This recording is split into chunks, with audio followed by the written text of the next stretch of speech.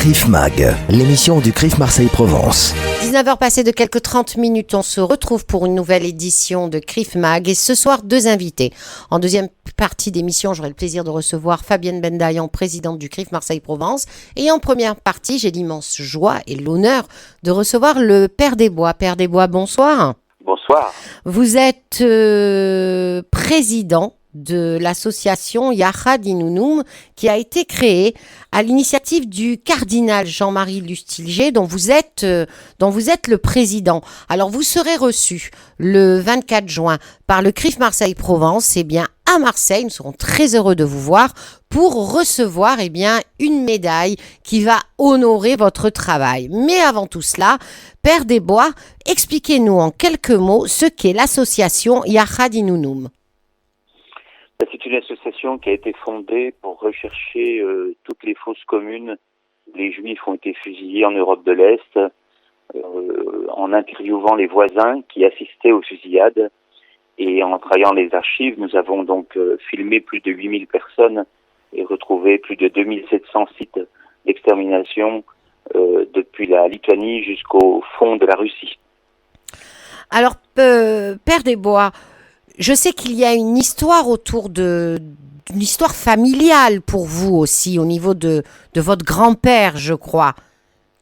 Oui, tout a débuté par le fait que j'ai été éduqué par mon grand-père, Claudius Desbois, qui a été déporté en juillet 1942 comme français et envoyé dans un camp en Ukraine. Donc c'était un camp qui ne dépendait pas de la Croix-Rouge, car il était classé irréductiblement anti-allemand. Et il n'a jamais voulu parler. Et un jour, il m'a dit, en dehors du camp, c'était pire que le camp. Et je ne comprenais pas. Et un jour, je suis allé dans ce village, à Ravarouska. Et c'est là que j'ai découvert qu'ils avaient fusillé 18 000 juifs dans ce village. Et que les voisins qui avaient assisté à cela voulaient parler. D'accord. Alors, vous le disiez tout à l'heure, dans cette association, Yachad Inounoum, que vos recherches, et vous le disiez, portent en Europe de l'Est sur les victimes juives et roms aussi, assassinées par les fameux Einsatzgruppen pendant la Seconde Guerre mondiale, mais aussi, vous avez en 2015, j'aimerais bien que vous nous parliez de l'action que vous avez lancée pour les Yazidis. Oui, lorsque j'ai vu en août 14 que les Yazidis fuyaient dans la montagne des civils pourchassés par les terroristes de Daesh, et qu'on parlait de génocide, j'ai dit que je n'allais pas rester derrière mon ordinateur, et nous avons décidé d'aller en Irak. Donc depuis ce jour-là, nous avons des centres en Irak pour accueillir les femmes et les enfants qui viennent de s'échapper, et nous essayons de les réinsérer, car ça fait 10 années d'esclavage sexuel pour les femmes, et la plupart ont été vendus et revendus de 25 à 35 fois, et elles veulent toute la justice. Donc on les interviewe, on essaie de faire un profiling, et on coopère avec notamment la justice belge et la justice allemande qui cherchent, je dirais, à incriminer les terroristes qui reviennent via leurs femmes, et qui disent bien sûr que lorsqu'ils reviennent, ils n'ont rien fait du tout. Alors justement, c'est très intéressant ce que vous dites, puisque dans le cadre des Yazidis, vous dites que depuis 2015, vous récoltez finalement, vous cherchez à récolter des preuves pour prouver le génocide. C'est pas facile de prouver un génocide. Oui, les femmes et les enfants aussi. Vous savez, je n'oublierai jamais cette femme, elle arrive avec un papier et il y avait 37 noms. Elle m'a dit, c'est les 37 noms de mes violeurs et je les ai écrits pour pas les oublier.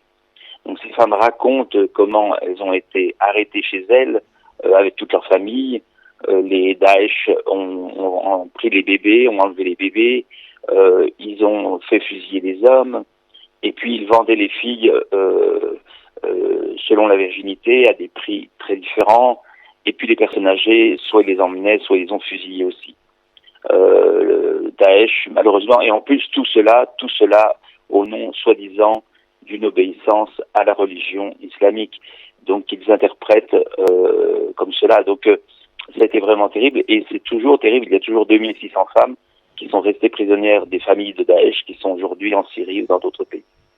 Alors justement, je vais vous demander dans quelques instants de me parler bien évidemment, vous êtes sur une antenne juive de votre sentiment sur le 7 octobre. Mais juste avant, et pour continuer sur cette notion de génocide, je vous écoutais attentivement et l'on voit qu'au niveau juridique, il y a des preuves à donner, il y a du temps qui doit être écoulé pour comprendre si c'est un génocide ou pas.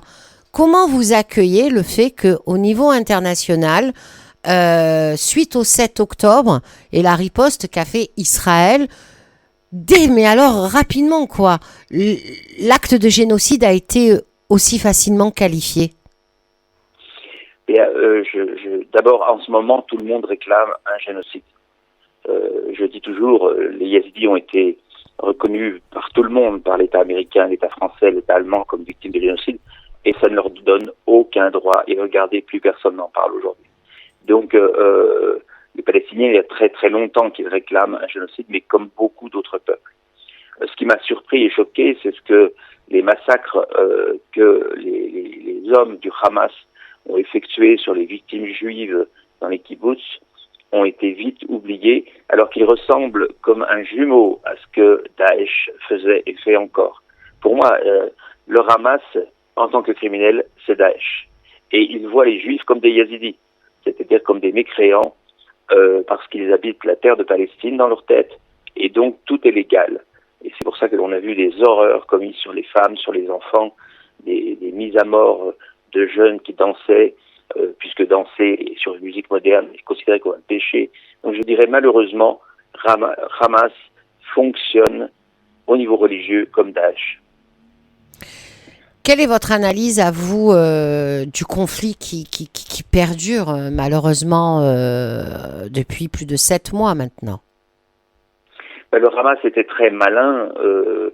Il a commis ses actes horribles très rapidement. Il a filmé absolument tout. Et il a emmené des otages, ce qui aussi est inadmissible après des mois et des mois. Je n'ai jamais vu qu'on garde des otages pendant des mois. Et il savait qu'en faisant cela, il sacrifiait le peuple palestinien. Pour moi, le Hamas fait une action terrible parce qu'il préfère ne pas relâcher les otages et faire que des tas de Palestiniens soient victimes de l'attaque israélienne. Il savait que ça se passerait comme ça. On connaît Israël. Le Hamas a tendu un piège à Israël et ce piège, malheureusement, est toujours refermé sur Israël. Et les gens, évidemment, comme c'est les Juifs, ils vont jeter leur désapprobation sur les Juifs. Quand il y avait la coalition et que, par exemple, la Russie a bombardé des grandes villes au nord de la Syrie, personne n'a dit un mot. Quand Bachar el-Assad a fait disparaître 1,5 million de ses citoyens, personne ne dit un mot. Il n'est pas accusé de génocide. Donc, malheureusement, les Israéliens sont redevenus, je dirais, aux yeux de beaucoup, des Juifs, donc marqués par leur perception marquée par un antisémitisme qui se répand actuellement partout, y compris dans les sphères universitaires. Père Desbois, je ne vais pas abuser de votre temps parce que je sais qu'il est très tôt et que vous m'appelez, vous êtes à Washington en ce moment. Mais juste avant de vous quitter, je m'intéresse depuis longtemps à votre travail, je vous suis. Et votre travail se fait dans des conditions émotionnellement très chargées. Comment vous arrivez à vivre avec les horreurs que vous entendez, les témoignages que vous écoutez? Disons que d'abord, il y a quand même une méthode qui est derrière, une démarche intellectuelle. Nous lisons aussi tout ce qui paraît. Nous avons lu tout ce qui est apparu sur Daesh, sur les Yazidis. Nous lisons tout ce qui paraît sur le 7 octobre. Nous suivons au jour le jour les nouvelles des otages, malheureusement les mauvaises nouvelles. Donc, il y a une démarche intellectuelle. Mais il est vrai que moi, j'ai été aidé pendant 25 ans par un psychanalyste. Sinon, j'aurais jamais pu tenir, car on est toujours dérouté par l'horreur. L'horreur est infinie. Et aussi, je dirais, si je n'étais pas un homme de foi, je ne tiendrais pas le coup. Je commence toutes mes journées par la prière. Sans la prière, je crois que il y a longtemps que je serai à l'hôpital. Père Desbois, je vous remercie infiniment. Je rappelle que vous êtes le président de l'association Yachad Inounoum et que nous aurons le plaisir de vous rencontrer le 24 juin pour le dîner du CRIF Marseille-Provence où vous serez honoré. Je vous remercie. Au revoir. Au revoir. Deuxième invitée dans CRIF Mag, Fabienne Bendayan, présidente du CRIF Marseille-Provence. Fabienne, bonsoir. Bonsoir. Alors, on se retrouve pour une nouvelle édition de CRIF Mag avec beaucoup d'actualités passées, une actualité assez à venir, parce que je vous avais eu, je crois, au mois de décembre, dans les studios de Radio JM. Vous me disiez, Karine, voilà, on est obligé de reporter le dîner du CRIF. Bah, ça y est, on y est là, c'est le 24 juin. Exact, on y est. Alors, vous voulez un petit peu nous en parler ? Oui, volontiers. Le dîner du CRIF aura lieu donc le 24 juin prochain. Nous avons comme invité d'honneur le ministre de l'Intérieur, donc Gérard Darmanin, qui sera accompagné de Sabrina Agresti-Roubache. Nous avons également le plaisir d'avoir toutes les institutions locales qui seront à nos côtés. Et nous avons décidé cette année de remettre la médaille d'honneur au père Patrick Desbois. Oui, alors justement, et on l'avait tout à l'heure en interview, Patrick Desbois, qui est le père Patrick Desbois, qui est le président de l'association Yachag Nounoum et qui travaille énormément, et qui est proche de la communauté juive. Alors Fabienne Bendayan, c'est une activité, on va dire une actualité au sein du CRIF Marseille-Provence qui a été riche et dense cette année. Qu'est-ce que vous retenez comme beau moment terrible malheureusement, on sait très bien lesquels et vous allez nous en parler. Que retenez-vous de moments importants? Vous êtes à mi-chemin là de la mandature, oui, pratiquement, c'est ça? Oui, tout à fait, absolument. Je suis à mi-mandat. Ça a été un mandat particulièrement intense. Au moment où je me suis portée candidate à la présidence du CRIF Marseille-Provence, je savais que c'était une lourde responsabilité. Je ne pouvais bien sûr pas deviner à quel point malheureusement notre communauté allait être en proie à des inquiétudes telles que celles on traverse, en particulier depuis le 7 octobre. Donc c'est vrai que depuis le 7 octobre, il a fallu multiplier les actions. D'abord les actions, bien sûr, pour afficher notre solidarité vis-à-vis de l'État d'Israël. C'était indispensable. Donc au lendemain des attaques du 7 octobre, on a réalisé un rassemblement pour afficher notre solidarité. On a également eu à cœur de multiplier les actions en faveur de la libération des otages. Donc on a mené un certain nombre d'actions, que ce soit devant le palais de justice, à l'occasion aussi de la journée des droits des femmes. On a fait également un grand rassemblement pour les 6 mois du 7 octobre, en partenariat avec toutes les institutions, qui a été aussi un grand moment d'unité. Donc une activité chargée relativement à ce qui se passe depuis le 7 octobre, bien sûr en Israël, mais également, malheureusement, ce qui se passe aussi au sein de notre communauté juive, en France en particulier. Donc des actions qui sont menées également pour essayer d'œuvrer face à cette flambée des actes antisémites qui est absolument inédite depuis la Seconde Guerre mondiale. Donc on a à ce titre un certain nombre d'actions qui ont été menées. Il y a la nécessité bien sûr d'interpeller les pouvoirs publics sur l'urgence de la situation, l'urgence à agir pour essayer de contenir ce fléau de l'antisémitisme. Donc nous avons reçu notamment en commission politique les acteurs politiques de la région pour essayer de travailler de concert pour les interpeller justement sur la situation et essayer de trouver des solutions. On a notamment récemment reçu le sénateur Le Rudulier, qui a travaillé au niveau du Sénat sur un projet de loi pour pénaliser l'antisionisme au même titre que l'antisémitisme, et cette rencontre a débouché sur une promesse que l'on s'est faite, qui est une promesse tenue, puisque au sein de la commission juridique, on a un certain nombre d'avocats dont je veux d'ailleurs saluer l'investissement et le travail, qui ont proposé, donc on a proposé au sénateur Le Rudulier de travailler sur une évolution législative qui permettrait d'une part d'avoir une définition de l'antisémitisme, parce que je rappelle quand même qu'aujourd'hui le code pénal ne contient pas de définition de l'antisémitisme. Donc qu'est-ce qu'on intègre dans l'antisémitisme ? On a la loi Guesso. Voilà. En fait, la difficulté aujourd'hui, c'est que l'antisémitisme repose effectivement au niveau de la répression sur la loi de 1881.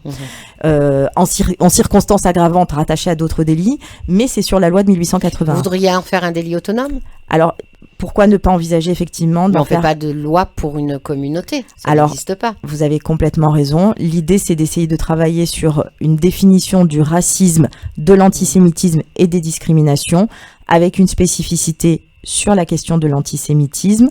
Donc, d'abord définir qu'est-ce qu'on met dedans, parce qu'on a la définition de l'IHRA qui a été adoptée par l'Assemblée nationale, qui a été adoptée également par le Sénat, mais qui n'est pas intégrée aujourd'hui dans le processus législatif. D'accord. Donc l'idée, c'est vraiment de trouver des repères pour une définition qui soit la plus large possible de l'antisémitisme, à dessein de pouvoir justement envisager une répression qui soit la plus persuasive possible, avec peut-être justement un système répressif qui soit autonome, spécifique justement à la lutte contre le racisme et l'antisémitisme, qui permettent notamment, pourquoi pas, d'envisager des comparutions immédiates avec une chambre dédiée devant le tribunal correctionnel, histoire d'accélérer un petit peu les que tout soit procédures. plus efficace derrière. C'est ça. Justement, alors vous me faites rebondir sur la question que je voulais vous poser. Depuis le 7 octobre, vous le disiez vous-même, et puis on le lit dans les journaux, c'est exponentiel la flambée des actes antisémites en France, en Europe, au niveau mondial. Localement, est-ce que vous remarquez, vous, en tant que président du CRIF, que ça se maintient, que ça augmente beaucoup, qu'on arrive quand même à garder une espèce d'équilibre ou pas? Alors, je sais qu'elle est compliquée, ma question. Pas tant que ça finalement, parce qu'on a une réalité factuelle objective qui me permet de répondre à votre question. La réalité, elle est que évidemment que malheureusement nous ne sommes pas épargnés dans la région. Évidemment que nous avons constaté dans notre région une augmentation des actes antisémites à l'instar de ce qui se passe dans le reste de la France. En revanche, il est certain que je crois qu'on est relativement préservé par rapport à d'autres régions de France. Bon, j'échange régulièrement, bien sûr, avec le président du CRIF national et avec les présidents des CRIF régionaux. Et à Marseille, on a quand même une spécificité. Je crois que la notion de vivre ensemble prend tout son sens à Marseille et que ça a sans doute concouru au fait qu'on soit peut-être plus épargné que dans le reste de la France. Après, je crois que cette spécificité marseillaise, il faut aussi reconnaître le mérite des acteurs de notre région. Et je pense particulièrement au président d'université, Éric Berton, dont il faut saluer à la fois la vigilance et le courage, puisqu'il a été un des seuls présidents d'université dans toute la France, dès le départ, dès qu'il y a eu des débordements au sein des universités, à interdire systématiquement toutes les manifestations pro-palestiniennes. Donc il y a vraiment une vigilance renforcée dans notre région qui me permet effectivement de vous dire malheureusement nous ne sommes pas épargnés. Malheureusement nous sommes confrontés à des actes antisémites qui se sont multipliés depuis le 7 octobre. En revanche, dans une moindre mesure par rapport au reste de la France. Alors, on voit en revanche, si on se reporte au niveau ne serait-ce que national, que depuis le 7 octobre, la violence ne fait que monter, les agressions que subissent les personnes juives, pour terminer, je crois il y a la semaine dernière ou il y a une dizaine de jours, avec une tentative, avec le fait de vouloir brûler une synagogue à Rouen. Qui a été incendiée d'ailleurs. Qui a été incendiée, mais on a l'impression, et c'est très angoissant, qu'à chaque fois ça monte d'un grade, ça monte d'un grade, ça monte d'un grade. Est-ce que, vous me le disiez, on en parlait hors antenne, les pouvoirs publics sont auprès de la communauté, agissent fermement. Le ministre de l'Intérieur que vous recevrez le 24 juin ne manquera pas d'éclairer la communauté. Mais vous, en tant que présidente du CRIF, quel sentiment vous avez? Vous êtes sereine? Je ne vais pas vous dire d'avoir peur, pas du tout, mais de se dire, aïe, là ça monte, et là ça monte encore. C'est compliqué. Oui, alors je partage votre analyse. Depuis le 7 octobre, effectivement, on est confronté à une augmentation des actes antisémites qui augmente aussi en intensité, pas seulement en chiffres. Donc ça, c'est la réalité objective. Après, sur les conséquences de ce constat et la posture que nous devons adopter, la première des choses, de mon point de vue, c'est que il est hors de question de céder à la peur. Il est hors de question de reculer face à la terreur, parce que l'objectif, justement, précisément, quand on brûle une synagogue, c'est une volonté affichée, d'expliquer à la communauté juive de France qu'elle n'est pas à sa place en France. C'est surtout que ça renvoie à des images assez terribles, les synagogues. Et donc, en fait, si vous voulez, l'enjeu, il est là, il est quoi qu'il arrive, quoi qu'il se passe, de maintenir une posture qui soit ferme, de ne rien céder face justement à ces tentatives d'intimidation auxquelles nous sommes confrontés. Ça, c'est la première des choses. La deuxième chose, c'est que au-delà de ça, une fois qu'on a dit ça, il y a un véritable travail à mener qui doit être un travail qui se conjugue sur différents aspects. Il y a, alors on a parlé il y a quelques instants de la nécessaire évolution législative. Donc ça, c'est un travail qui doit être mené pour nous permettre une répression plus efficace, une sanction pénale qui soit à la hauteur de la gravité des événements. Ça, c'est sur l'aspect répressif. Et puis après, il y a aussi un travail qui doit être réalisé sur l'éducation. Je crois que aujourd'hui, on est 80 ans après la Shoah, où durant 80 ans, on a dit plus jamais ça. Et malheureusement, on constate aujourd'hui que le plus jamais ça, c'est maintenant. Et ça malheureusement, ça nous interpelle. On a le sentiment effectivement que toutes les actions qui ont été menées jusqu'à maintenant, notamment sur le plan mémoriel, sur le plan de la lutte contre l'antisémitisme, eh bien, n'ont pas suffi pour éradiquer le phénomène de l'antisémitisme. Alors, je crois qu'il faut pas se leurrer.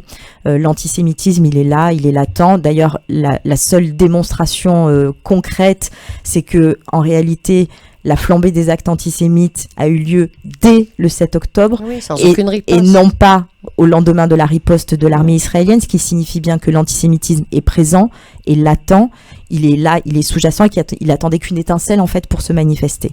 Donc ça, il faut en tirer les conséquences. Ça signifie que on s'est peut-être pas donné les moyens pour lutter efficacement contre l'antisémitisme et qu'aujourd'hui il faut vraiment réfléchir à d'autres actions que celles qui ont été mises en place. Je pense que, encore une fois, l'éducation est a un rôle primordial à jouer, mais je crois qu'il faut désormais faire participer encore davantage les acteurs de la vie civile. Je crois que les gens ne mesurent pas suffisamment que le problème de l'antisémitisme, c'est un problème citoyen. Et aujourd'hui, on a le sentiment qu'il y a une forme d'abandon, considérant que la lutte contre l'antisémitisme, eh bien, devrait appartenir uniquement aux politiques ou aux institutions représentatives de la communauté. Je crois que c'est une erreur. L'antisémitisme, c'est un problème citoyen, c'est un problème républicain, c'est un problème de tous les citoyens, pas que des citoyens de confession juive. Et je crois qu'il y a un véritable travail à mener aussi pour interpeller les consciences sur le plan de la société civile, pour qu'il y ait un meilleur investissement. Un exemple concret aujourd'hui, la banalisation de l'antisémitisme fait que quand nous partageons des dîners parfois et qu'il y a parfois des débordements, des réflexions qui sont limite antisémites, ne rien laisser passer, interpeller chaque personne, chaque individu, et ça c'est le rôle de tout un chacun, d'œuvrer dans ce sens, et je suis intimement convaincue que si chacun d'entre nous nous mesurions la nécessité de se saisir de la difficulté, ça nous permettrait effectivement d'avancer beaucoup plus vite. Alors Fabienne Bendayan, juste avant de se quitter, puisque l'heure passe malheureusement, quelles sont donc vos prochaines orientations? Parce que là, vous êtes à mi-chemin, je le disais tout à l'heure, de votre mandat. Il reste encore un autre mi-chemin. On sait très bien que malheureusement, vous avez eu, on va dire, un mandat assez bousculé par des événements qui ont fait que malheureusement, vous êtes obligé de suivre l'actualité, le machin, etc. C'est pas comme... Mais bon, quelles seraient vos orientations? Qu'est-ce que vous auriez envie vraiment de mettre en avant pour cette dernière partie de mandat? Alors vous avez raison, effectivement ça a été un mandat un peu inédit, en échangeant avec mes prédécesseurs, tous me disent on a connu des périodes particulièrement troublées, mais là depuis le 7 octobre c'est une période inédite, et cette période inédite nous a conduit naturellement à faire des choix, et nous avons donc multiplié les actions, comme on l'a rappelé au début de notre interview, sur la question du soutien à l'État d'Israël, sur la question de la libération des otages, l'hommage aux victimes, et sur la question spécifique de la lutte contre l'antisémitisme. Donc, si vous voulez, au niveau de notre institution, on a d'abord et avant tout une question de représentativité de la communauté.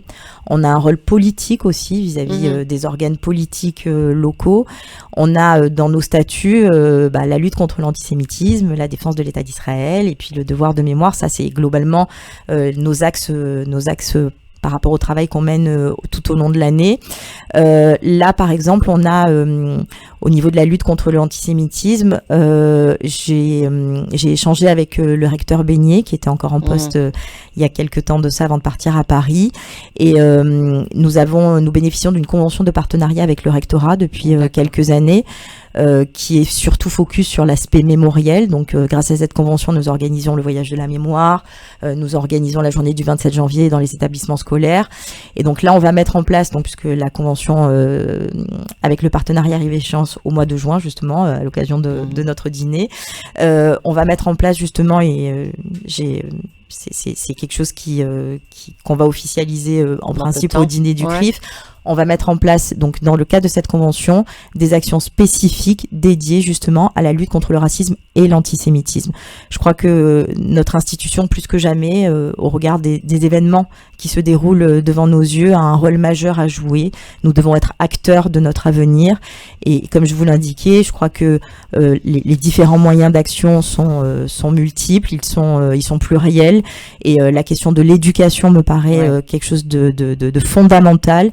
Donc on est en train de travailler, de réfléchir justement sur les différentes actions qu'on peut mener pour sensibiliser notre jeunesse sur la question de la lutte contre le racisme, de l'antisémitisme, essayer de faire émerger cette notion de vivre ensemble à laquelle nous sommes particulièrement attachés à Marseille pour qu'elle puisse être notre lendemain et qu'on puisse avoir un avenir qui soit plus serein et apaisé. Oui, bah justement, et vous le disiez, et je crois qu'il y a un mot, et on se quittera dessus, qui n'a jamais autant pris son sens que maintenant, c'est éducation. Donc, voilà. Absolument. Je vous remercie Fabienne Bendayan. Je vous rappelle que vous êtes présidente du CRIF Marseille-Provence et qu'on vous retrouve le 24 juin pour le dîner du CRIF. Inscrivez-vous, j'imagine que tout est vous. On appelle le CRIF, le numéro de téléphone on appelle le CRIF et on peut s'inscrire. Ça se passe comment sur les réseaux sociaux techniquement? Oui, vous pouvez prendre attache effectivement avec le CRIF, envoyer un mail ou téléphoner. Et on demandera Coco du CRIF. On demandera Coco du CRIF ou Sandra et du coup ça permettra d'envoyer le lien qui vous permettra de vous inscrire. Donc les places sont ouvertes, ça y est.